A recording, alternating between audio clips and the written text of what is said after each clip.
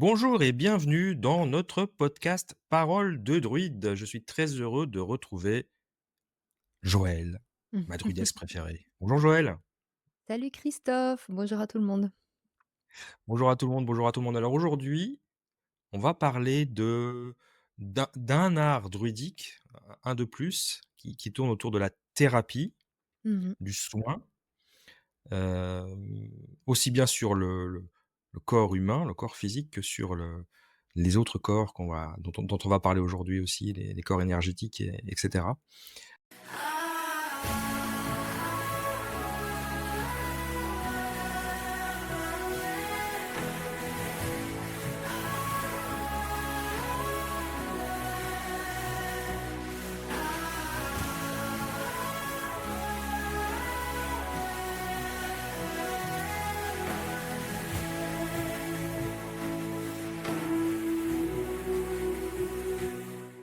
Bienvenue à Parole de druide, le podcast où la sagesse ancienne rencontre le monde moderne.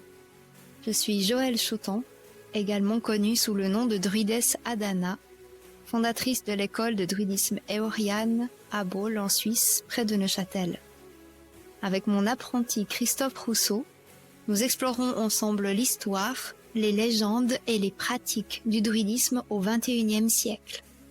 Rejoignez-nous dans ce voyage spirituel où nous partageons des récits inspirants des rituels ancestraux et accueillons des invités spéciaux tout en promouvant une spiritualité de paix et d'amour.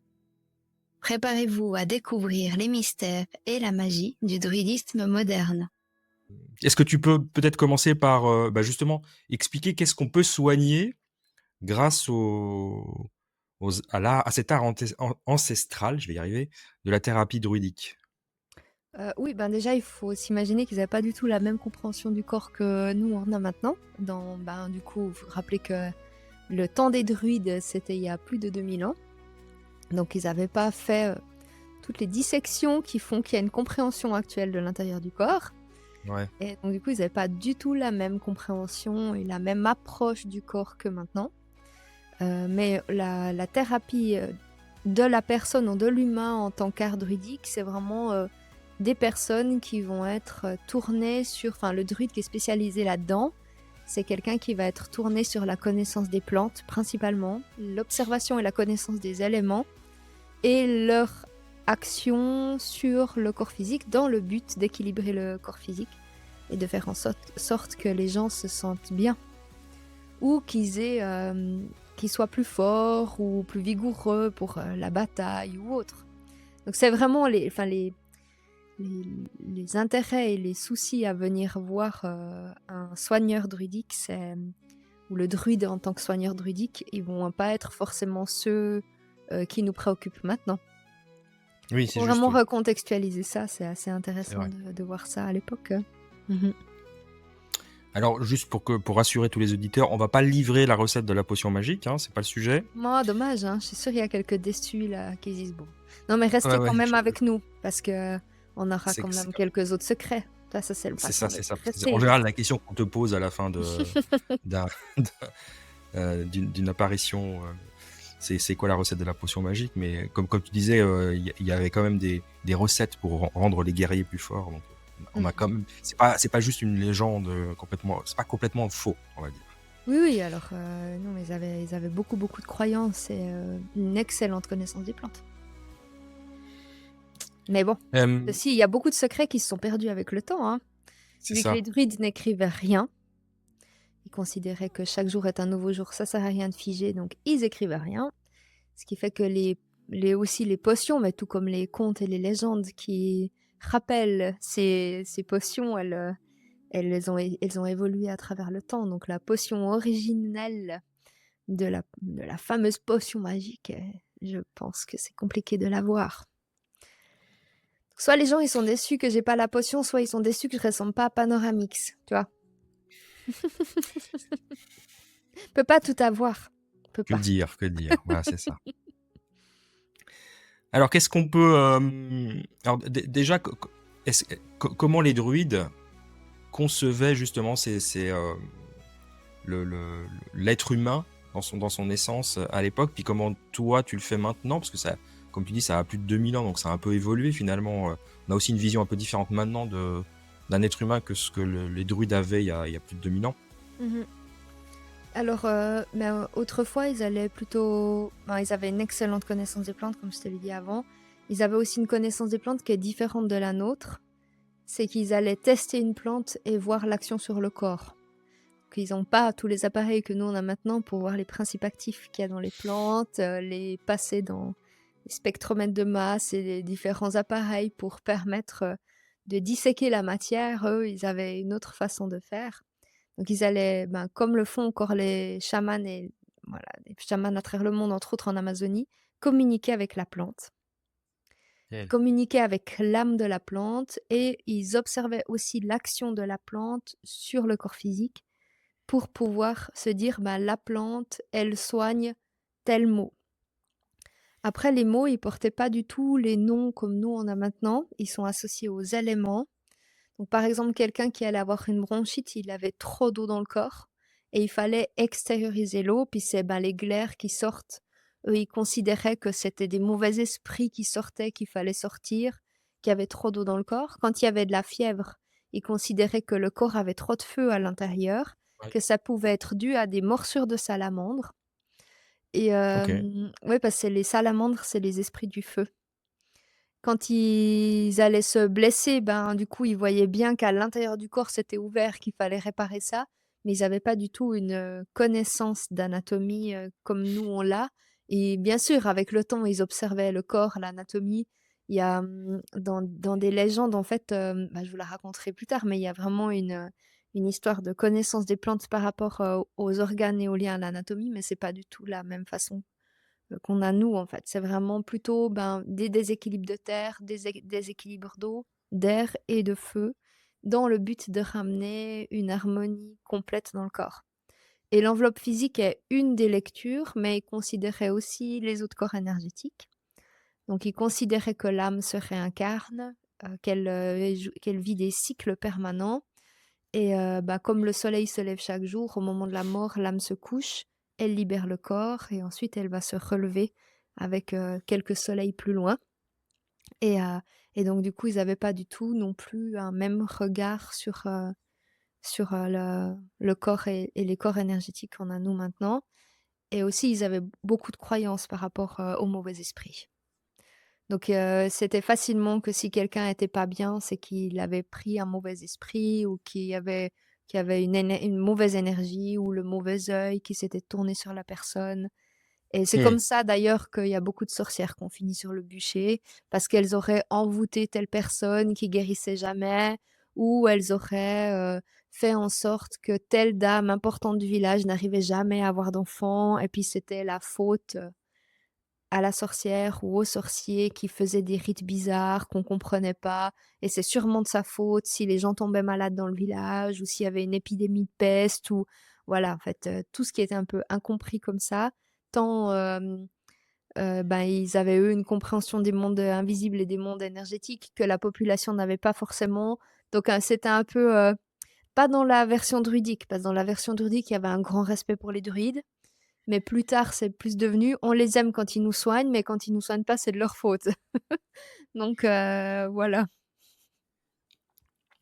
Ouais, donc cette incompréhension, elle a duré assez longtemps en effet, Mmh au mh. cours des âges. Ça c'est finalement très récent que la médecine, avec l'anatomie et puis la médecine classique, on va dire, mécanique, Mmh. heu, a permis de résoudre plein de problèmes de santé, au niveau de la population, mondiale évidemment. Oui et puis maintenant Avec finalement les pardon. Non, non, vas-y, vas-y. Ce qui nous reste nous du druidisme actuellement, c'est l'herboristerie principalement. Puis pour Ouais. moi qui suis droguiste à la base, cette vision de la droguerie, d'un lieu où on trouve plein de remèdes pour plein de choses, mais principalement des remèdes naturels. C'est pas la pharmacie où on va avoir des remèdes très élaborés avec des substances synthétiques. On reste que sur des substances naturelles. Donc pour ceux qui nous regardent de France, la droguerie en Suisse est considérée plutôt comme de la parapharmacie. Je sais que chez vous, vous vendez des casseroles et tout ça. Nous, pas trop. On vend plutôt, justement tout ce qui est parapharmacie et puis tout ce qui est produits d'entretien du jardin et de la maison. C'est un peu les droguistes en Suisse, c'est un peu les détenteurs des savoirs ancestraux au niveau de toutes ces petites choses qu'on faisait pour la maison. Le bicarbonate de soude pour nettoyer la cuisine, etc. Ça, c'est les droguistes qui ont continué de transmettre. Donc ça, c'est la vision de la droguerie en Suisse. C'est les études que j'ai faites. Et du coup, à travers ces études, ben, il y a l'herboristerie. Mmh. Et finalement, ce qui nous reste du druidisme dans l'action concrète des plantes et dans le fait de fabriquer des remèdes à base de plantes pour soigner le corps physique et les autres corps énergétiques. Parce que tu vois, on va, bah, par exemple, typiquement utiliser le plantain pour cicatriser des plaies ou comme antihistaminique, donc contre les piqûres d'insectes, par exemple, le plantain. Mais porter du plantain dans une amulette contre le corps, ça chasse aussi les mauvais esprits. Donc tu vois, ils avaient avec une même plante, une lecture de ce qu'on appelle les 3 mondes, qu'on retrouve dans les livres de Pascal Lamour, typiquement dans l'Herbier du druide, entre autres. Ce livre-là, il parle de la vision des 3 mondes des plantes. Et on voit que chaque plante, elle a finalement un rôle dans 3 endroits différents. Et le rôle de l'art druidique du soin à la personne, il est extrêmement vaste. Parce qu'il comprend en fait tout un panel d'utilisation de plantes, de pierres, d'aller chercher des animaux de pouvoir, enfin voilà, de rites, de rituels psychomagiques, pour réussir finalement à faire en sorte que la personne, elle se sente mieux, en sachant qu'ils ont pas du tout les notions anatomiques que nous on a. Ouais. Mais ça, c'est intéressant, hein. C'est-à-dire que donc une plante en particulier peut avoir une vertu sur le corps physique, plus une vertu sur, le corps énergétique ou enfin dans le monde subtil, on va dire. Oui, Et souvent c'est complémentaire parce qu'on pense que c'est ça qui est la cause peut-être première des maux dont on peut souffrir, mais ouais, qui se qui se voit sur le corps physique finalement. mmh ouais. Tu vois, une Ah, c'est allergie, intéressant. quelqu'un qui se met à gonfler, bah, on peut s'imaginer autrefois quelqu'un qui devenait rouge, qui faisait une allergie alimentaire. Bah, du coup, le plantain, il était utilisé pour chasser le mauvais esprit qui était en train de rentrer dans la personne, qui le faisait gonfler, mais c'est un antihistaminique. Ouais. Et donc du coup, ils l'interprétaient vraiment à leur niveau. C'est ça qui est intéressant de se dire, c'est que il faut vraiment oublier toutes nos connaissances, physiologiques et anatomiques pour pouvoir comprendre leur utilisation des plantes autrefois. Avec quand même des médecins d'époque qui étaient, très avancés dans la connaissance du fonctionnement humain, mais pas du tout comme nous on l'entend en fait. C'est vraiment complètement différent. Mmh. OK. Alors est-ce qu'on peut, justement, c'était, comment on pourrait expliquer cette différence? Qu'est-ce qui est en fait, bon, je sais que maintenant en tout cas la médecine occidentale, on est très dans le corps physique, Mmh. on répare le corps, on fait une petite opération, on donne des médicaments, on soigne un mal, Mmh. sans en soigner la cause souvent d'ailleurs. Mmh. On soigne souvent ses effets. Bon, en tout cas, on soigne, c'est pas du soin parce qu'on adoucit ses effets, on va dire, on essaye de les faire passer. Par des antidouleurs, des choses comme ça, mais on soigne pas l'origine de la douleur. Donc eux, comment ils appréciaient ça en fait? Comment ils voyaient l'être humain dans son ensemble pour pouvoir justement adresser tous les maux? Oui. Ben, il voyait en fait que l'humain, il pouvait vivre son expérience physique, à travers différents niveaux d'âme, qui faisait qu'il y a des personnes qui vont être plus douées dans la matière et d'autres plus douées dans le relationnel et d'autres des personnes plus douées dans la partie plus, sacerdotale du clan et ils allaient pas soigner ces personnes de la même façon. C'est assez Mmh. étrange, donc là on entre dans ce qu'on appelle les niveaux d'âme qui sont perçus en fait dans le druidisme et en fait ils considéraient que les personnes n'avaient pas la même vie sur terre et ils allaient, bah, du coup pas les soigner de la même manière. Par exemple, quelqu'un qui était très dans le concret, ils allaient plutôt choisir des plantes qui allaient plus sur le concret. Mais si on allait sur des personnes qui étaient plutôt dans la classe sacerdotale, donc plutôt des personnes de type druide ou entre druide et druidesse quand ils se soignaient, ils utilisaient plutôt des diètes et plutôt des mélanges de plantes extrêmement fins, extrêmement légers, comme maintenant nous on ferait de l'homéopathie, ou quand on va sur des maux physiques, on prend des dosages qui sont plutôt bas, Par exemple, quand on va se taper, on va prendre de l'arnica en 7CH pour, voilà, agir sur le corps physique. Mais par contre, si j'ai eu un choc émotionnel, je vais aller sur du neuf. Et puis, si j'ai un choc qui est beaucoup plus ancien, je sais pas ce que c'est, mais je fais des crises d'angoisse et j'ai des chocs, ben, je vais par exemple aller sur de l'arnica en 15 CH ou en 30 CH carrément. Et c'est un petit peu la même chose en fait. Ils allaient agir de façon différente avec chaque personne. Parce que l'expérience sur Terre, selon ce qu'on appelle les niveaux d'âme des personnes, c'est pas un niveau d'âme qui a une échelle hiérarchique de mieux, moins bien et tout ça. C'est juste en fait qu'on a des expériences différentes selon un petit peu quelle est notre conscience de l'univers un peu sur Terre. Et donc du coup, cette notion de niveau d'âme, elle fait en sorte que les personnes, elles vont guérir différemment et elles vont être perçues différemment. Et le druide, il a un regard là-dessus. Il va vraiment observer la personne dans tout ce qu'elle est et aussi dans son action. Il faut se souvenir que le druide, lui, il a une motivation, c'est de ramener la paix.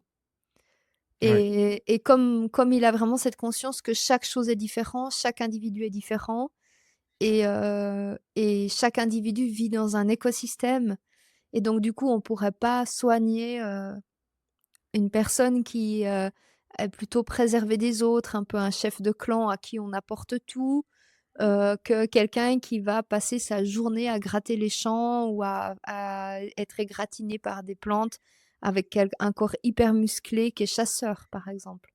Ça va pas être le même type de besoin et ce que j'aime dans le druidisme, c'est qu'il y a vraiment un réel regard sur la personne et pas un calquage de quelque chose pour tout le monde. C'est une réelle adaptation et une vision globale du système de la personne et pas juste, ben, il a mal au cou, on va donner ça, mais vraiment une vision très, très vaste et très étendue de tout un système en place autour de la personne. Bonjour le chat. oui, donc on pourrait dire que c'est presque une approche holistique autour de la personne. Oui, Coucou le chat. oui. Heu, parce que et ce qui commence à revenir un peu, alors je sais que le mot holistique fait peur aux puristes, donc je m'excuse auprès des personnes très cartésiennes qui nous écouteraient par hasard, Mmh. parce que l'idée c'est dans un problème typiquement de maladie ou de choses comme ça un peu répétitives, on plutôt que de soigner juste les mots, c'est d'aller un peu explorer, ce qu'est la personne finalement, pourquoi elle est là, c'est quoi son environnement Oui. et sa fonction et en effet son niveau d'âme. Je trouve ça intéressant comme concept parce qu'on tient compte de plein de choses, alors évidemment pas scientifiquement, prouvé, mais qui fait quand même du sens. Mmh. Je trouve intéressant comme approche. Mmh. Hem, OK. On va peut-être donner juste quelques je reviendrai après sur ta pratique à toi de la thérapie, de l'art druidique de soigner les gens. Peut-être est-ce qu'on parle un peu de quelques plantes un peu, les plus connues, mais qui soignent des maux, qui marchent très bien même maintenant, hein. C'est pas parce que elles étaient utilisées il y a 2000 ans, mais même maintenant elles marchent toujours. Mmh. Qui sont des plantes qu'on peut facilement, utiliser dans sa petite, droguerie personnelle. Oui.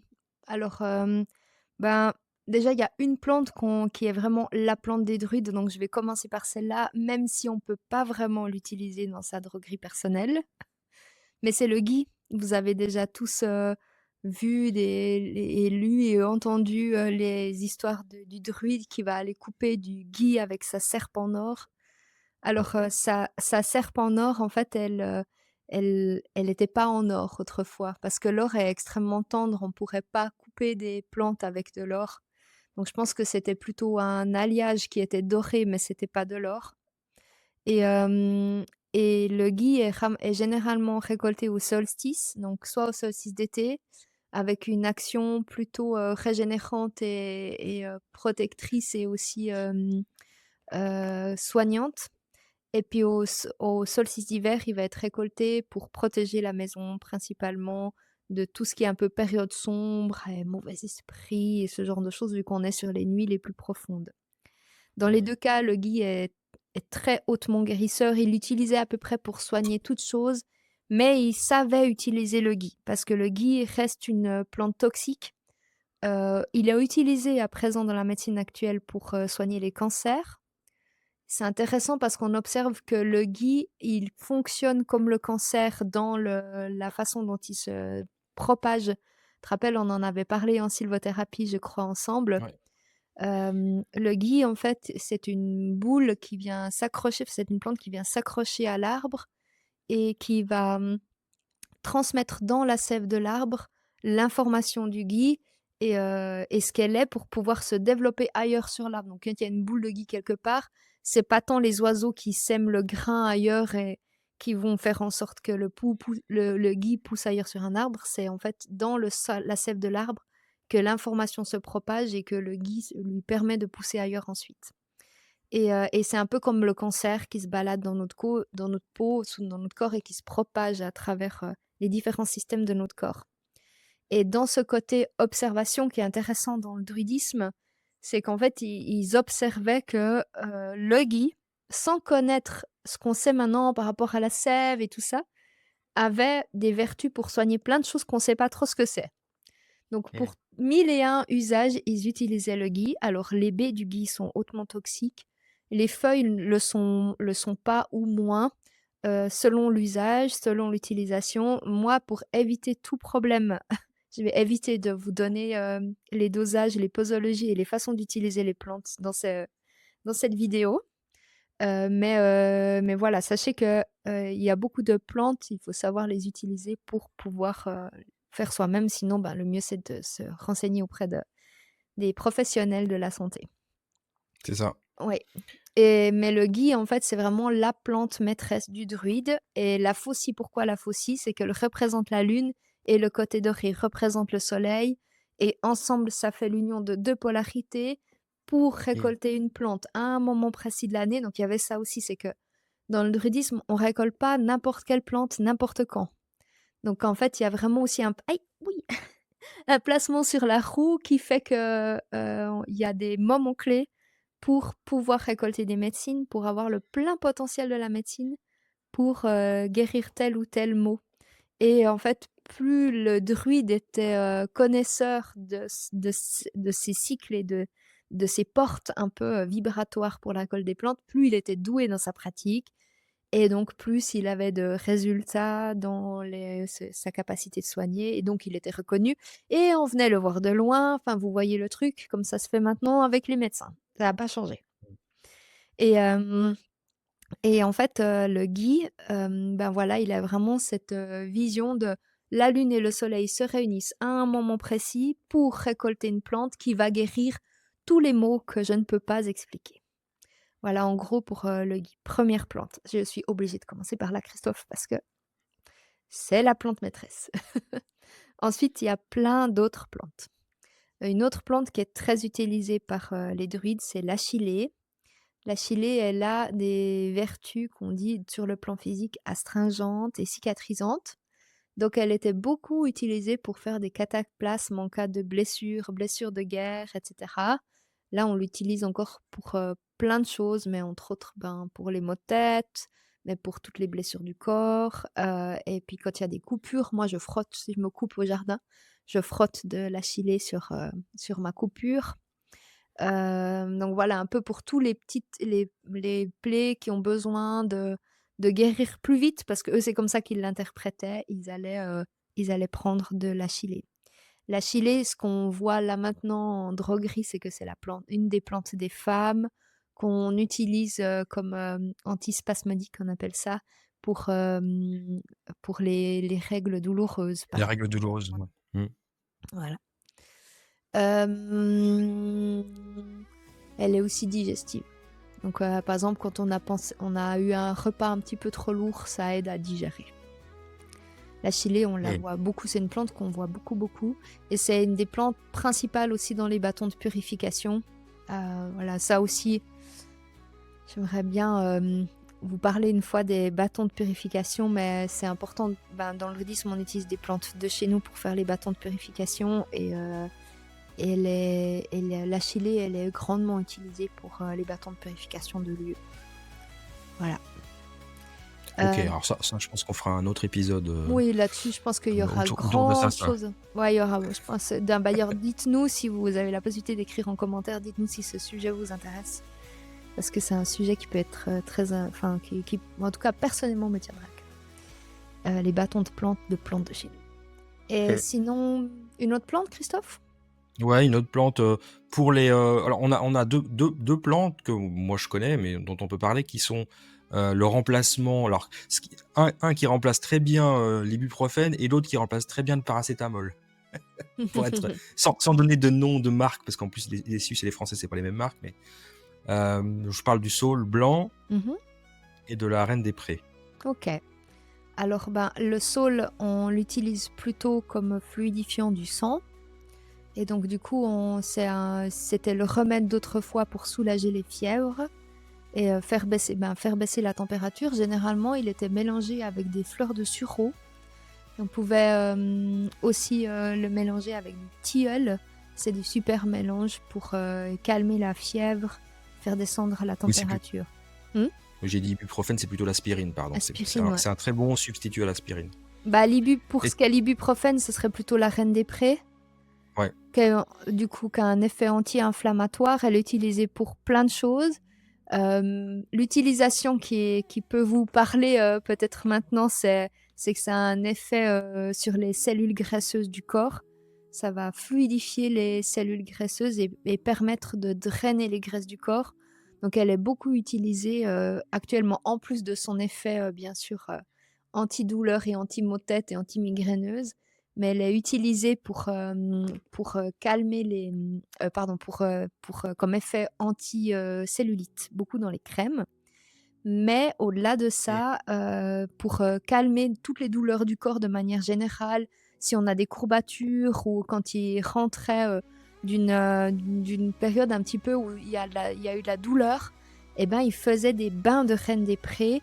Et les bains de Reine des Prés, ils ont tendance à faire tous les soucis s'en vont et le corps est dans une détente immense. Et c'est aussi une façon de bénir le corps. En fait, la reine des Mmh. prés, c'est vraiment une plante maîtresse de reconnaissance du corps sacré, si on veut dire ça comme ça. Et de prendre un bain de reine des prés, c'est une pratique druidique qui en fait remet le corps dans son axe et lui permet de retrouver la paix. Voilà, pour la reine des prés. Et ou alors là, et du coup, pour en revenir au saule blanc, Mhm. ce qui est pas une plante, c'est un arbre. Ouais, c'est un arbre. C'est l'écorce qu'on prend, hein, c'est juste? Oui, c'est l'écorce, mais moi, en fait, pour pas trop m'embêter, je prends des tout petites branches que je coupe en petits tronçons, que je fais en tisane. Parce que ça m'embête toujours de prendre l'écorce des arbres. Donc, si on prend les petits rameaux de l'année qui viennent de pousser, ben, l'écorce, elle est encore très tendre et du coup, l'eau chaude, elle peut extraire la substance active qui est dans ces parties-là. Donc, comme ça, moi, je m'embête pas. Donc, pour tout ce qui est écorce dans les arbres, j'utilise les branches de l'année qui sont encore assez tendres. Et généralement, comme mon mari, il est paysagiste, il me coupe des branches. Et ben, j'utilise ça pour ne pas couper des arbres parce que ben, j'utilise des plantes que pour moi-même et ma famille. Vu qu'évidemment tout ça est excessivement contrôlé, actuellement. Le métier de droguiste ne peut plus être pratiqué comme autrefois. On doit avoir Mmh. des autorisations pour à peu près tout ce qu'on vend et donc du coup, moi, ma pratique, elle concerne vraiment ma famille. J'ai plein de petits pots de tisane pour mes proches et pour moi-même. Je fais mes sirops pour la toux, tu vois? J'ai plein de sirops qui seraient pas vendables, en fait, mais qui pour moi et mon utilisation personnelle vont très bien. Et ben, du coup, le saule, je le récolte pas à des moments précis, mais normalement, il faudrait récolter à la pleine lune. Mmh. Mmh. À toutes les pleines lunes, le saule, parce que c'est une plante lunaire. C'est une plante lunaire, ouais. Et c'est important de voir si c'est la lune croissante, la lune décroissante, en sachant qu'en lune croissante, on va dans les rameaux et en lune décroissante, on descend dans les racines. Donc selon les plantes aussi, ben, typiquement la consoude qui est une plante racine, on va récolter les racines pour soigner tout ce qui est blessure, d'os cassés, de foulure. Vous avez peut-être déjà vu de la pommade à la consoude. C'est les racines et là, on les prend en lune décroissante parce que l'énergie de la plante à ce moment-là, elle redescend dans la terre. D'ailleurs, on le voit, nous, sur notre morale. En lune croissante, souvent, on est là: «Wouhou!» Puis en lune décroissante, ça fait: «Wouhou!» Je sais pas si vous observez un peu les lunes, mais le corps, il fonctionne pas pareil. Donc aussi, on va pas en plus de nos biorhythmes, donc après, voilà, on a plein de lectures différentes et nos lunes personnelles, donc chez les femmes, les règles, ce que j'appelle les lunes, qui encore rajoutent un truc. Donc on est tout le temps brassé et en lien avec, bah, tout. Les astres, on va en parler une fois de l'astrologie, il y a plein de choses. Ah, le corps humain est complexe, Christophe, complexe. Quand on veut Complètement. le soigner, il faut voir plein de choses. C'est ça. Et je pense que ça va nécessiter plusieurs épisodes. Donc, alors aujourd'hui, je pense qu'on va bientôt conclure. Je Mmh. rebondis avant de conclure. Je vais rebondir sur le sirop pour la toux parce que ça, c'est un grand classique. Mmh. En plus, on en a fabriqué. Enfin, je sais qu'on en a fabriqué ensemble quand on était en sylvothérapie Mmh. parce que ça, c'est avec les arbres. Ah Est-ce non, que alors tu que je veux le bien fais pas. nous... Ah ouais, bah, alors, tu peux peut-être nous parler de celui avec les arbres, mais tu voudrais que je te parle de celui avec les plantes? Ouais. Ouais? Qu'est-ce que tu voudrais savoir? Quelle plante il y a dedans? Oui, qu'est-ce qu'on utilise pour parce que c'est un grand classique, je trouve le sirop pour la toux, en particulier pour les enfants, mais Ouais. parce que les enfants ça tousse tout le temps, tout l'hiver. Alors, ma façon de faire du sirop, c'est pas un sirop qui va se boire à la cuillère, comme ça pour le faire, descendre. C'est un sirop qui va se diluer dans l'eau chaude quand on le boit. J'aime bien ça. Mmh. Et du coup, le sirop que j'ai fait avec des plantes, c'est un sirop, donc c'est de l'eau et du sucre.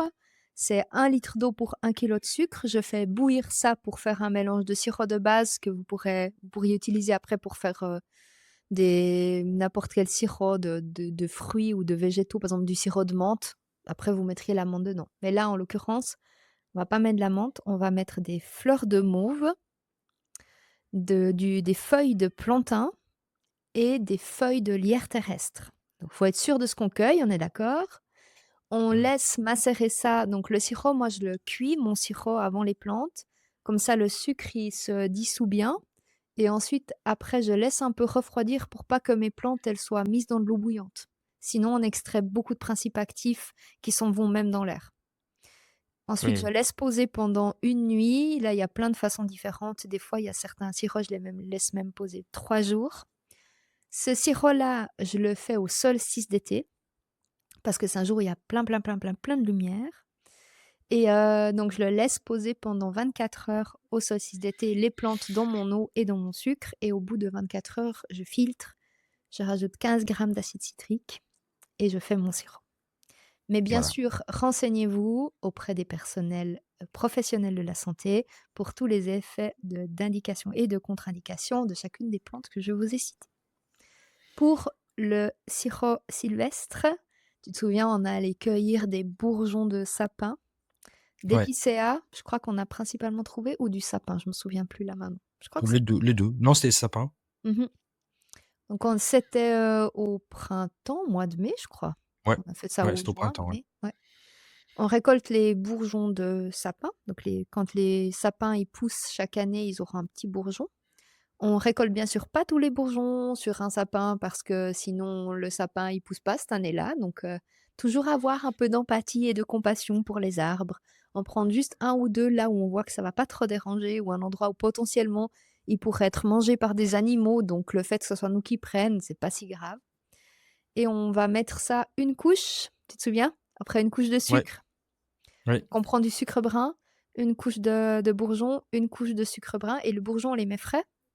On met ça dans un bocal et on met à chaque fois sucre brun, sucre, enfin bourgeon et cetera. Je vais vous montrer, j'ai le bocal qui est juste là. Il y en On a fait des un sortes de lasagnes, en fait, de voilà, de de pousses de sapin et de sucre. Ça sent super bon, en plus, les pousses de sapin, c'est vraiment, exact. Ça, c'est à ça que ça ressemble ensuite. Là, on voit, les couches tic, de sucre, de sapin, de sucre, de sapin et en bas, on voit que c'est liquide. Donc ça, il a été fait ce printemps. Je ne l'ai pas encore filtré parce que j'ai pas encore eu trop la toux pour devoir le filtrer et puis ça, c'est la version filtrée. Ça ressemble à du miel Et là, C'est par ça. contre, celui-là, on va le boire pur quand on a mal au cou, quand on a la toux. Donc, c'est un concentré. Ce qui est bien, c'est que là, c'est fait à froid, donc on perd pas les huiles essentielles, du sapin et ça nous permet de soulager les maux de gorge. Voilà. Parfait, parfait. Bien, mais je pense qu'on va arrêter pour cet épisode-là sur, notre initiation, introduction, aux soins des druides, à l'art de soigner, à l'art de la thérapie druidique. Mmh. On a probablement d'autres choses à raconter, Tellement. hem, parce que là, on a parlé que du corps physique finalement. Ouais, puis Et peu puis je sais que, mmh. voilà, toi tu pratiques aussi d'autres choses. Mmh. On ne soigne pas que le corps physique. Mmh. Donc, merci pour, cet épisode aujourd'hui, Joël. Merci à toi Christophe, merci à tout le monde, pour votre écoute. Voilà, puis on se retrouve très bientôt pour, un autre épisode autour d'un des nombreux arts druidiques qu'on dont on continue l'exploration dans ce podcast. Merci À très beaucoup. bientôt. Merci, à bientôt. Soprano de ton et un grand chêne.